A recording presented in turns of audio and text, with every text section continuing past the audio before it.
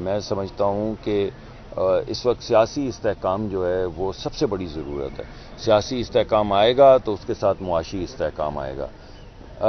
آپ کو تو یاد ہوگا کہ جب میاں شہباز شریف صاحب پرائم منسٹر صاحب اپوزیشن میں تھے تو اس وقت بھی انہوں نے ہاتھ آگے بڑھایا تھا جو جھٹک دیا گیا. آپ کو یاد ہے انہوں نے فلور آف دا ہاؤس پہ کہا تھا کہ میں ہاتھ بڑھاتا ہوں اور آپ کے ساتھ یعنی آپ کی عمران خان صاحب کی حکومت میں یہ چاہتا ہوں کہ آپ میرے ساتھ چارٹر آف اکانومی کر لیں اور آپ ملک کی ترقی کو سیاست کی آڑ میں نہ لے کر آئیں.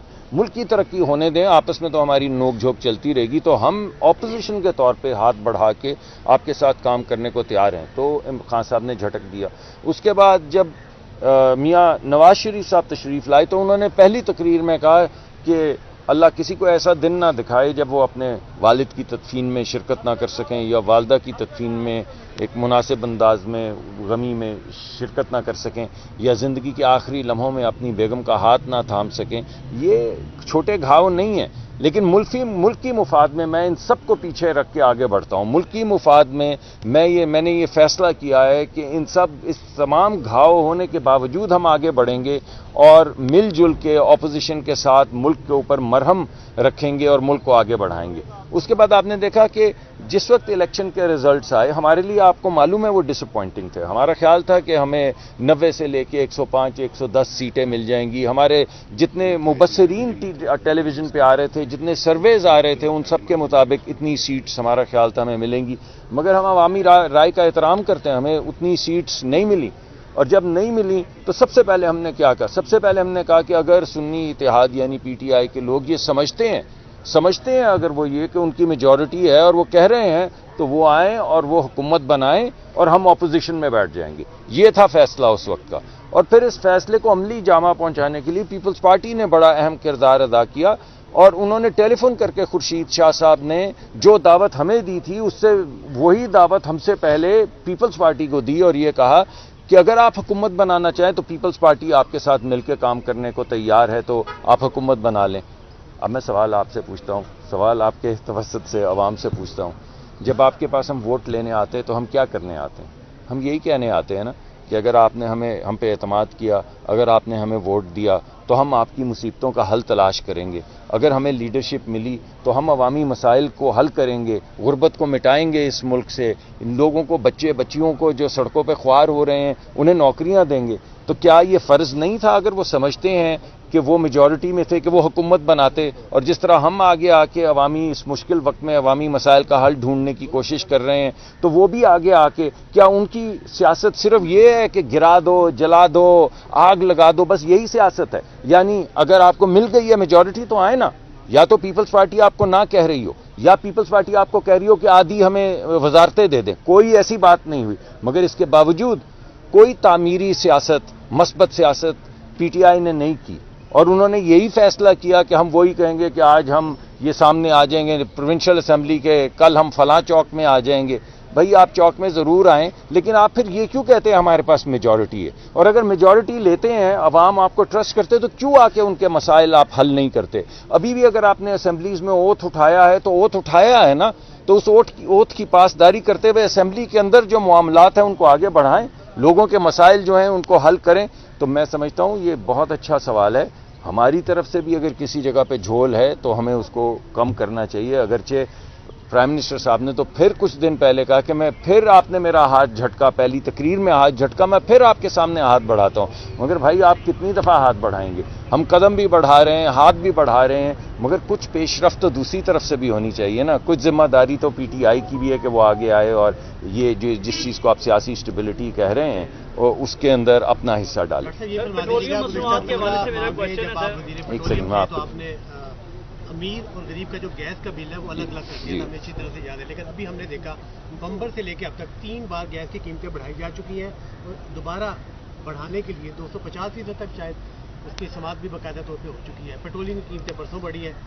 کیا مہنگائی میں کمی کے لیے کس طرح سے آپ کریں گے؟ جی ابھی تو مجھے آئے ہوئے آپ کو معلوم ہے یہ کچھ ہفتے ہوئے ہیں. یہ جو آپ نے ابھی جس چیز کا ذکر کیا یہ میرے دل کے سب سے قریب ہے اور سب سے زیادہ اہم چیز میرے خیال میں یہ ہے کہ اگر قیمتیں بین الاقوامی منڈی میں بڑھتی بھی ہیں تو غریب آدمی کو کیسے اس بڑھت سے بچایا جائے. تو میں نے پچھلی مرتبہ بھی آپ کو کہا تھا کہ 9 ہیکٹا میٹر کیوب، یعنی اگر کسی گھر میں 1 یا 2 چولہے جل رہے ہیں کچھ 6, 7, 8 گھنٹے کے لیے 3 دفعہ گھر میں کھانا بنانے کے لیے، اور جو سرد علاقے ہیں ان میں اگر 1 یا 2 گھنٹے شام کو کوئی 1 برنر والا ہیٹر بھی جل رہا ہے تو ان کے اوپر بوجھ نہیں پڑنا چاہیے. اس سے زیادہ ہمارے لیے بچانا امپاسبل ہو جاتا ہے، بیکاز یہ جو نمبر میں نے آپ کو دیا ہے، وہ لوگ جو چلاتے ہیں چولہے جلاتے ہیں اور 1 آدھ گھنٹہ شام کو بہت سرد علاقوں میں ہیٹر چلاتے ہیں، یہ ملک کی 60% آبادی ہو جاتی ہے. تو اس سے زیادہ جب ہم آگے بڑھنے کی کوشش کرتے ہیں تو اکنامکلی ہم بالکل کلیپس کرنا شروع کر دیتے ہیں، اور وہ سرکولر ڈیٹ بڑھنا شروع ہو جاتا ہے اور دیگر مسائل ہمارے سامنے آنے شروع ہو جاتے ہیں.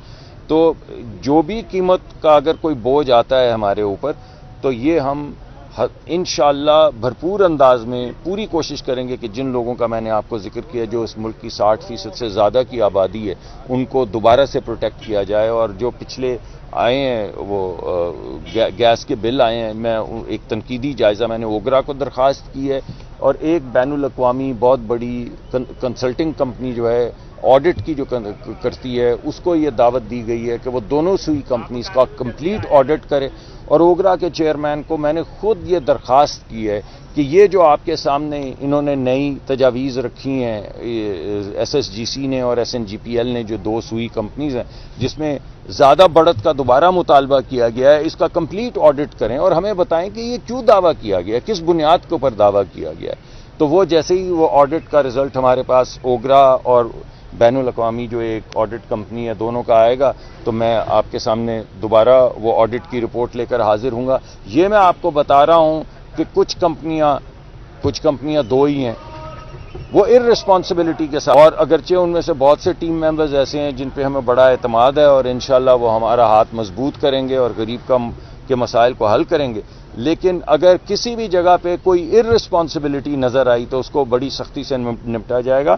اور کچھ مجھے نظر آئی ہے اور میں نے اس کا اندیہ دے دیا ہے دونوں سوئی کمپنیز کو. اور آج یہاں سے جب میں جاؤں گا تو میں SNGPL سے میں ملاقات کر چکا ہوں یہاں کی جو کمپنی ہے، اور SSGC سے ملاقات کے لیے میں نے ابھی اپنی ٹیم کو کہا ہے کہ آج شام کو جیسے الیکشن کا رزلٹ آتا ہے اس کے بعد پہلے جہاز میں بیٹھ کے میں جاؤں گا کراچی، اور کل SSGC کے ساتھ یہی باتیں جو میں آپ کے ساتھ کر رہا ہوں ان کے بورڈ کے ساتھ اور ان کی مینجمنٹ کے ساتھ کل ہی، یعنی انشاءاللہ اوت سے بھی پہلے یہ مسئلہ جو ہے، یہ جو قیمتیں بڑھنے کا مسئلہ ہے اور کس طریقے سے یہ اپنا جو مقدمہ پیش کر رہے ہیں اوگرا کے سامنے، اس کے اندر کیا قباحتیں ہیں، کن کن چیزوں سے بوجھ عوام کے اوپر پڑ رہا ہے، یہ کل ہی SNGPL کے ساتھ جب میں ادھر آیا ہوں ویکینڈ کے اوپر میری میٹنگ ہو چکی 6 گھنٹے کی میٹنگ میں نے کی ان کے ساتھ یہیں آپ کے اس عمارت کے پہلو میں، اور کل انشاءاللہ SSGC کے ساتھ میٹنگ ہوگی. YouTube پر گوگلی نیوز دیکھنے کے لیے youtube.com کی سرچ بار میں گوگلی نیوز TV ٹائپ کریں. گوگلی نیوز کے پیج پر سرخ رنگ کے سبسکرپشن والے بٹن پر کلک کرنا نہ بھولیے. YouTube پیج پر اپلوڈ ہونے والی ویڈیوز سے باخبر رہنے کے لیے بیل آئیکن پر کلک کیجیے. آپ کو ہر نئی ویڈیو کے بارے میں نوٹیفیکیشن موصول ہو جائے گا.